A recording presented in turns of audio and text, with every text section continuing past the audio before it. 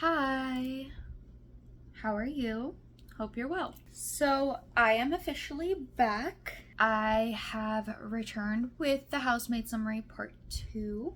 So, if you haven't seen the first one, I'm basically doing a plot summary of the Housemaid series by Freida McFadden, where I basically read the book and summarize, not necessarily chapter by chapter, but summarize just main plot points so that if you don't feel like reading it, but you want to know what happens, you don't have to read it, you can just watch this video. So if you haven't watched part 1 yet, definitely go do that and then come back to this one because part 1 covers the first book in the duology. So obviously this is part 2, so I will be covering The Housemaid's Secret, which is book 2 in the duology. And this is going to be a long video, so I'm just going to jump right into the summary. So basically we start off in the prologue really strong with who we assume is Millie, the main character, being murdered.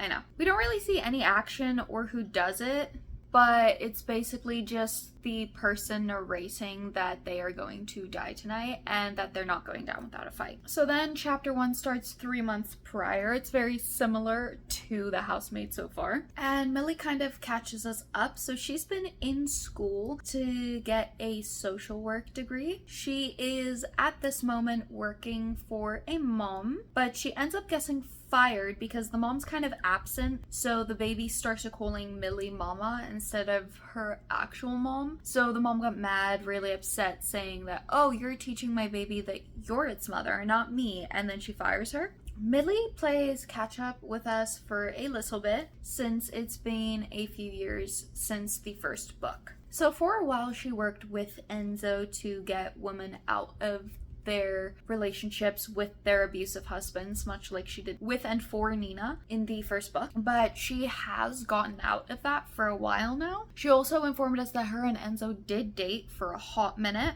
but his mom was ill, so he went back to Italy, and after about a year of waiting for him and him not being able to tell her like when he's coming back, she breaks up with him, and then she started dating her now boyfriend Brock, who we will call Broccoli, courtesy of Enzo. She also has yet to tell Broccoli about her prison record, and she's very scared to tell him because he's a very rich la-di-da lawyer and she doesn't want him to dump her because of her history, and she thinks he might. And then we also find out that Millie currently lives in a very dangerous neighborhood in the South Bronx area. I'm not familiar with New York by any means, so do what you will with that information.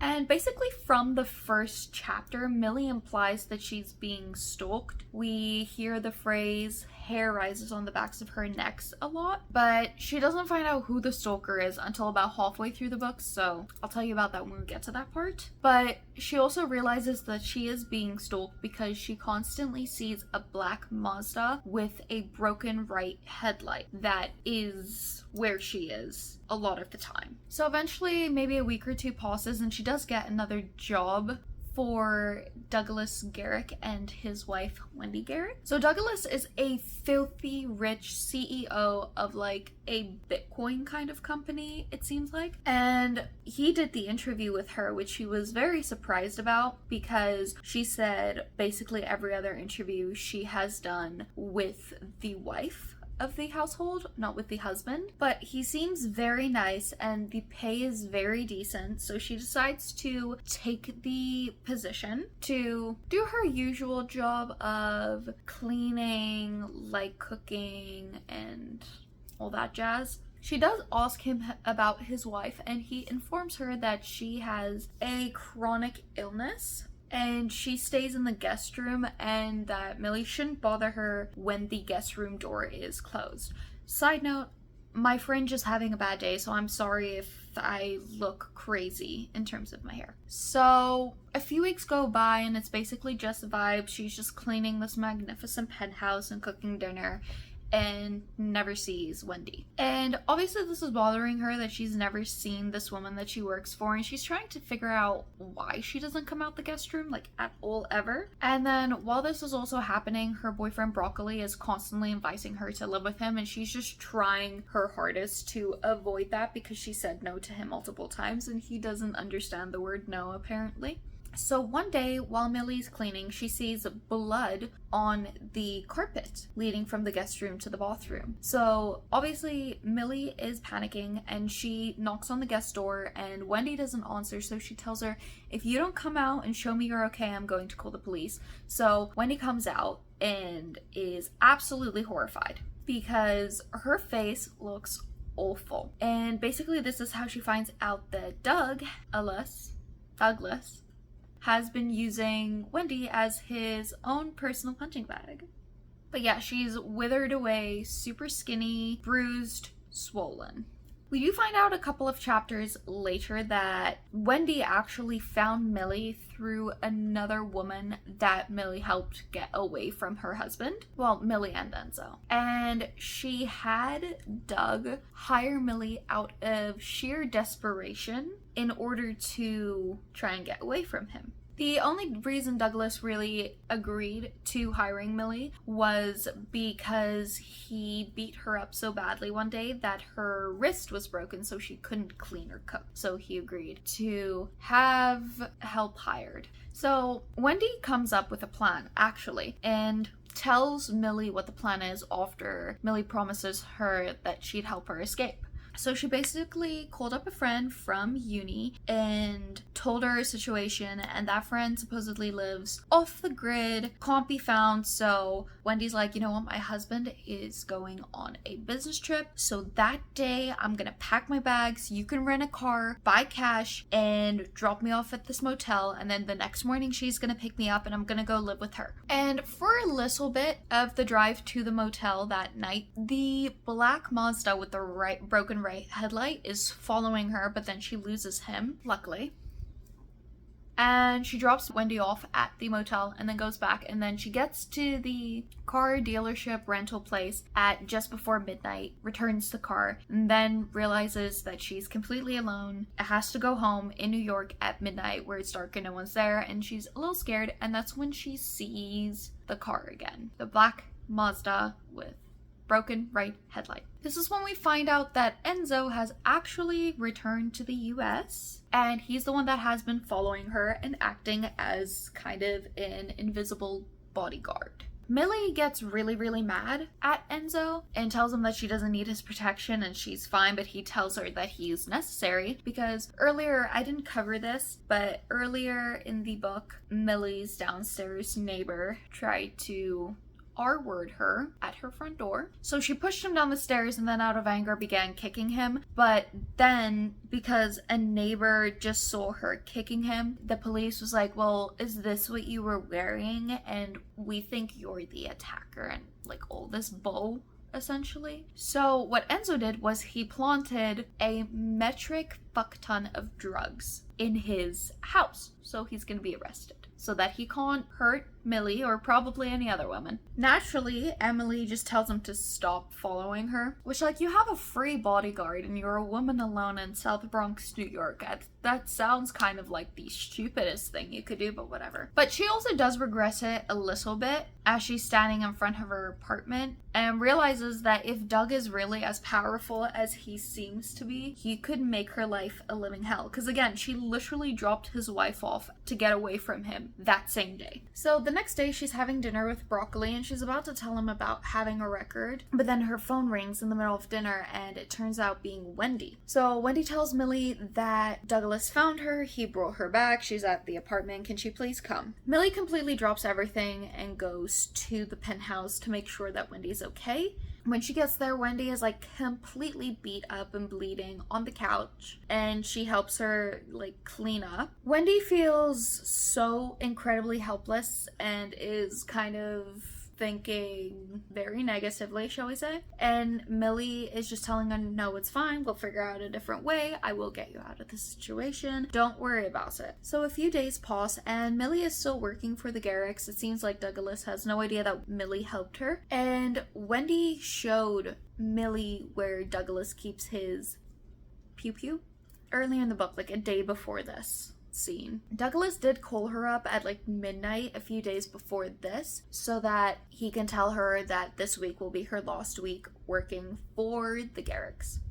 But anyway, back to this day. She is still cleaning. She's doing laundry. Douglas did ask her to leave early, but she didn't finish everything, so she didn't leave early. So he thinks she's not home, and he's screaming at his wife. Millie overhears everything, obviously, and she hears Douglas getting mad because Wendy went out for lunch, and he's like accusing her of cheating, and he's like, you know you can't go out when you look like that, so like all beaten up. And then he's also like yelling at her like, oh, you're cheating on me, you think I'm gonna let people see that my wife's cheating on me, blah blah blah, right? And Wendy's insisting that she went out to lunch with a friend. Millie then hears like a gurgling sound and she realizes that Douglas is choking Wendy out. So she runs downstairs, gets the gun, opens the door, and tells him to like let her go. But he is in a complete enraged fit at this point and refuses to let Wendy go. So Millie does the only thing that seems natural at this point, and she shoots him and kills him. Wendy is frantically telling Millie, listen, don't worry, I knew you'd save my life. Delete all of our text messages, delete all of the text messages with Douglas. I'll tell them you weren't here. I'll tell them you weren't working. I'll take the cover. I'll pretend I thought it was a burglar, whatever. So obviously Millie's like, are you sure? Okay, bye. And she dips. Goes home, is panicked, but is whatever. Brock calls her up. He's like, where did you go? And she's like, I'm sorry. I have a stomach bug. I'm sick. Coming out both ends. Don't come over. Goodbye. Goes to bed. The next morning, she wakes up and there is a detective knocking on her door, and he tells her that she needs to come in for questioning. She's not too worried about this because she did work for them, but she calls Broccoli and she's like, hey, can you please come over to the police station and represent me? Once he gets there, she finally gives him a very quick brief about her prison record and then asks him to represent her again. Brock agrees, but he has a work call to make really quickly, and the detective is like trying to like break her down. So she's sitting in the interrogation room waiting for about 2 hours before either of them return. While she's being interviewed, we do find out that there are currently officers in her apartment searching because they did have a warrant, and we find out that she is a suspect for the murder, which she's confused by because, again, Wendy said she'd cover for her. For the sake of time, I'm going to summarize this even more, but we basically find out that Wendy is framing Millie. So Douglas was contacting her on a burner phone and calling her late at night, and on his phone there were text messages deleted that just says, are you coming tonight? Come over, blah blah blah. So it looks really sketchy. Millie had a really expensive dress that she was supposed to return for Douglas, but he never gave her a slip, so it looks like he gifted her that. And they knew Millie like went out to the hotel and paid in motel and paid in cash. So she is basically being framed in terms of like having an affair with Douglas, which we know she didn't. And then they're kind of framing it like, oh, he broke up with you and you got mad so you shot him, right? And she's like, no, that's not what happened. And Millie is like trying to explain her side, but Brock is not being a lawyer. He's just sitting there quietly and probably making it worse by reacting, but they end up letting her go. She's not under arrest just yet. But Broccoli does end up breaking up with her because he doesn't even know who she is, which, like, honestly, fair enough. At that point, she was lying about having a pretty serious record for a while. She heads home, but when she gets to her apartment building, her landlord tells her, the police have been here twice because of you. You have a week to move out. Millie is obviously very upset, so she just goes into her apartment and turns on the TV, and she's like, I'm just gonna like turn off my brain for a sec. But she turns on the news and they're talking about the murder, and she finds it first and foremost really weird because Wendy's face is perfectly healed and fine. There's no bruises, nothing, and the day before she was covered in them. And she's crying, talking about how sad it is that her husband's life ended that way and blah blah blah. So Millie's like, what is going on? And then they show a picture of Douglas, but the Douglas we knew was kind of fit, like he worked out. And then the picture of Douglas that they showed on TV was of a man that looked very similar, but he was overweight, had a little bit of a double chin, like very similar looking, but definitely not the same person. Yeah, so Millie's looking at the TV and she's like, that's a different man. Who did I shoot last night? Then we switch POVs to Wendy's side. And little side tangent for myself personally, this is kind of where the book pissed me off, because Wendy's character is very vain. She's very fat phobic, has a lot of disordered eating, and like very like talks about calories, talks about weight, fat shames. It's like a whole thing, and there was not a trigger warning anywhere for this on Storygraphs in the books. Like, I did not find a single trigger warning, so that really made me mad, because being skinny is literally half of Wendy's personality in her POV. So just be warned as you're reading the summary, if you do decide to pick up this book after watching this, please be warned about that. I did not like that there wasn't a spoiler warning. I do think for those kinds of things there should be, but just a warning. Back to the summary. So we switch over to Wendy's POV and we're off to a strong start where Wendy's like, fine, yeah, my husband wasn't abusive, but he still deserved to die and Millie deserves to go to jail. And if you don't agree with me, I don't care. And basically, the next 4 chapters are, again, like the first one where Wendy catches up on the first 4 years that we missed of their relationship. So this is where we find out that she is a fatphobic snob who's just looking for a rich husband. She meets Douglas and he's really nice, so she decides that he's gonna be it, because he's like one of the richest men in the world, I believe, and that's what she wants. So they do end up getting married, and she didn't want to sign a prenup, but she ends up signing a prenup that says she'll get $10 million if they divorce and nothing else. But she's just like, well, I'm never gonna divorce him, so it's fine. And like I mentioned earlier, he's chubby, has a little bit of a double chin, doesn't really take care of his body the way that she would like him to. I'm gonna fix my fringe.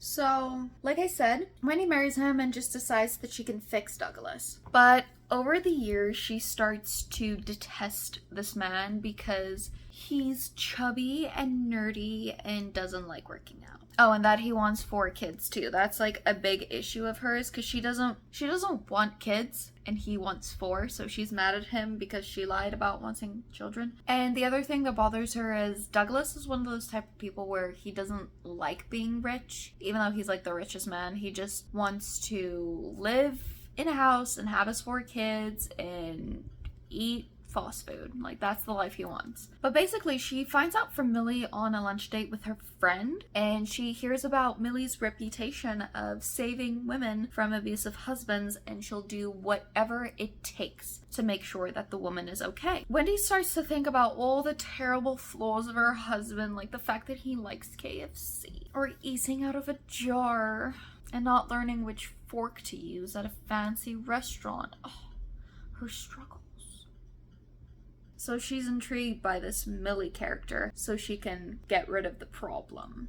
Wendy's tip, where she decides that she doesn't want to be faithful to Douglas anymore, is when he calls her out for her disordered eating, refuses to eat a salad for dinner and goes to KFC. And she decides she can't be faithful to him anymore because she doesn't respect him. Which, by the way, she eats like 1 salad a day and runs until she passes out. So like, if that's not an ED, I don't know what is. So Wendy needs to buy furniture for the penthouse that they bought in Manhattan. So she runs into his receptionist, Mary Beth, and she tells her husband Russell has a furniture store and to go check it out. So out of the goodness in Wendy's heart, she goes to the store just to do some charity work. But then she ends up really loving the furniture, and her and Russell really hit it off. She realizes that Russell looks exactly like Douglas, but a version of him that works out. Wendy and Douglas essentially start to have an affair, but about 6 months into the affair, Wendy and Russell start to have an affair, but about 6 months into the affair, Douglas catches on what's happening. So Douglas cancels all of her credit cards, and then when she gets back to the mansion that he lives in that's on like Long Island, I think, he confronts her about it. Douglas is disgusted with her for obvious reasons, but Wendy's relieved because she finds him disgusting. And then Douglas tells her he wants to go to counseling to try and fix everything, and he doesn't want to give up on the marriage, but Wendy is just not interested at this point. And she decides to rip off the plaster by just telling him that she wants to get a divorce, and she tells him that she can't have children, she never wanted any children, and she wants out of the marriage. She's perfectly okay with this because she's like, I'll just take my 10 million and go, that's fine. But then we, along with her, find out she's guessing nothing, because in the prenup there's a clause that says if she cheats on him and he has proof, she's guessing nothing. Wendy says that she's never hated him more than now because he's sadistic, which is, it's so funny how convoluted she is, because like his reactions are all very reasonable. He also does tell her that he does have evidence because he had cameras put into the apartment once he realized like what was happening, so he has literal footage of her just cheating on him. And then she tells him, okay, fine, I just won't divorce you, I won't sign the papers. And then Douglas is like, okay, yeah, sure, do that. Guess what? All the finances are in my name. I'm cutting you off, baby. But that's when Wendy has the brilliant idea that if her husband dies, she'll get everything. So Wendy decides that Douglas is being abusive for throwing her out of the house and cutting her off, and that's when she thinks of Millie. She knows Douglas would never physically abuse her, so she decides to fake everything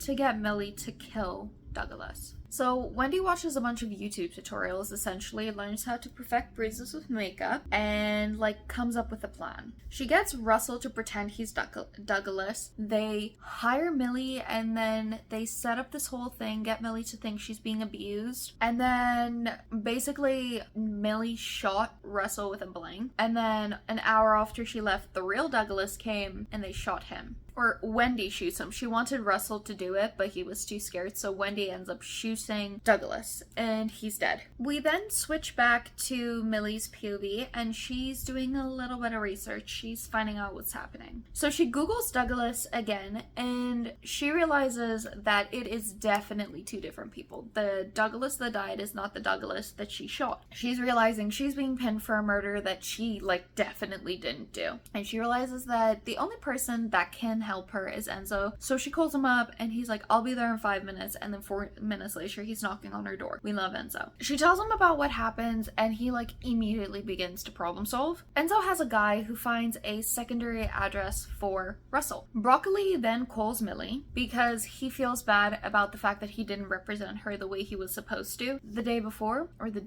day before.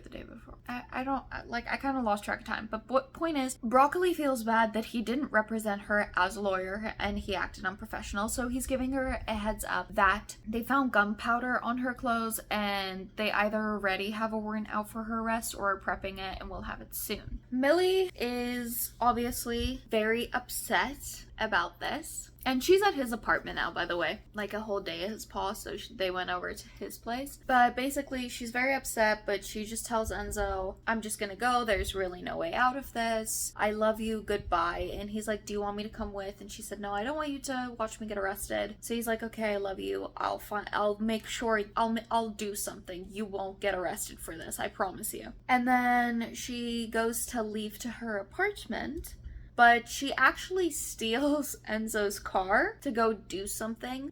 She doesn't tell us what she's going to do, but we assume it's to go to the secondary address where Russell and Wendy supposedly currently are. So then we briefly switch back to Wendy's POV. She is in the secondary address with Russell, which is like a cabin in the woods kind of situation, and Russell brought her there to get her away from all of the reporters. And they are having a celebratory bathtub and wine night, but it seems that Wendy's already starting to resent Russell because he refused to kill Douglas. He looks at her like she's a monster because she killed Douglas. And he seems to be talking about his wife, with less resentment. But anyway, so they finish half a bottle of champagne in the bathtub, and then Wendy gets up to go get another bottle of wine. All of these wines, I think, were already in the cabin when they got there, so it was already half drunk and open. And then on her way back to the bathroom, she notices that the window was half open and there were rain streaks coming in from the window because it's like pouring outside. So she goes to close the window and thinks nothing of it because they were on such a celebratory high that she must have just not noticed. She then goes back into the bathtub and she finds Russell crying about what happened. He feels very remorseful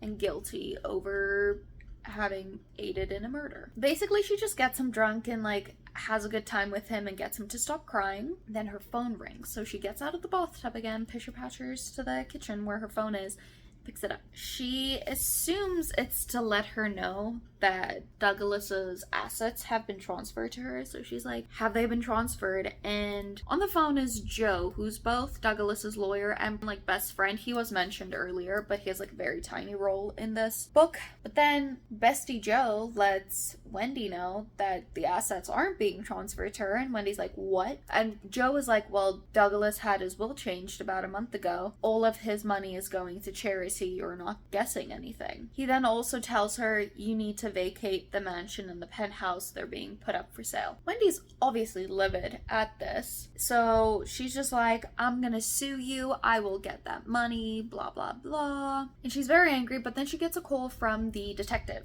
and she's like, hi, I hope you found that murdering Millie and put her in jail. And the detective's like, no, we haven't found her yet, but did you know that there was a camera in the back entrance of your building? And Wendy's like, there was. And he's like, yeah, your husband actually provided it a few months ago because he was worried because there wasn't a working camera in that entrance. And Wendy's like, what? Because that was the entrance she not only used to take Russell up, but like Douglas took up when he got murdered. Yeah. So then the detective tells her, yeah, it's actually really funny because the entire time Millie worked for you, we didn't see Douglas go to the penthouse once. And Wendy's like, oh, really?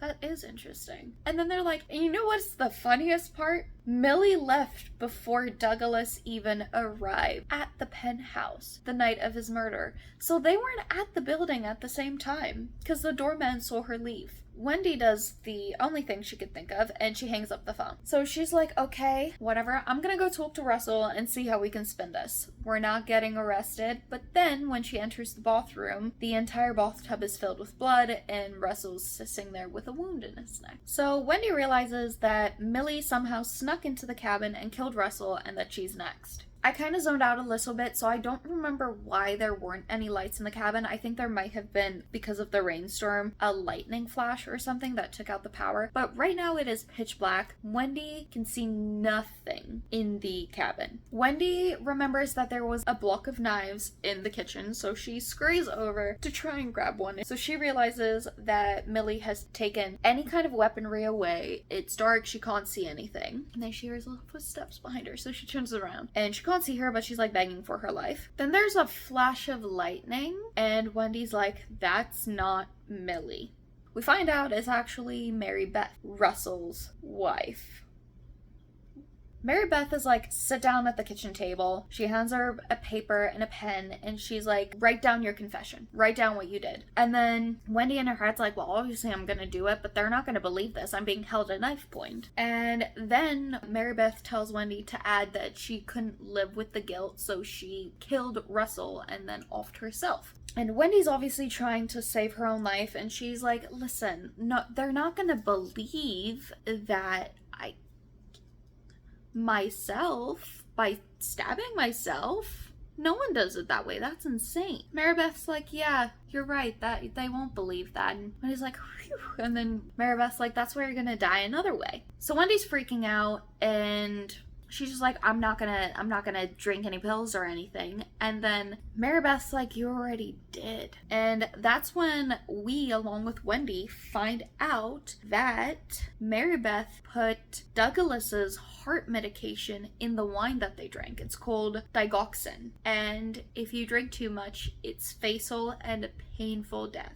So we switch back to Millie's POV, and she tells us that she slept in Enzo's car in an alleyway the night prior. She was not ready to be arrested. But then she's like, you know what, it's time, I just have to go. So she goes to the apartment, and there's only one squad car out in front, but as soon as they see her, they get out. They're like, hey, are you Millie? And she's like, yes, it's me. And they're like, hey, can you come into the station for questioning? She's like, I'm not being arrested. They're like, no. She's like, yeah, sure, okay. And she gets in the back of the squad car, and she turns on her phone, which has been off, and she sees like a million calls from Enzo. So she basically tells him, I'm fine, I slept in the car overnight, it's in front of my apartment building, you can go guess it. And then Enzo's like, Wendy's dead. And she's like, what? How? And he's like, murder-suicide. So she gets the tape, and the detective tells her about the note, and then also about the fact that there was a videotape, so she stopped being a suspect the day prior anyway. And he tells her that the case is closed because there was a confession. He then tells Millie that he's heard about her reputation for helping women in abusive relationships,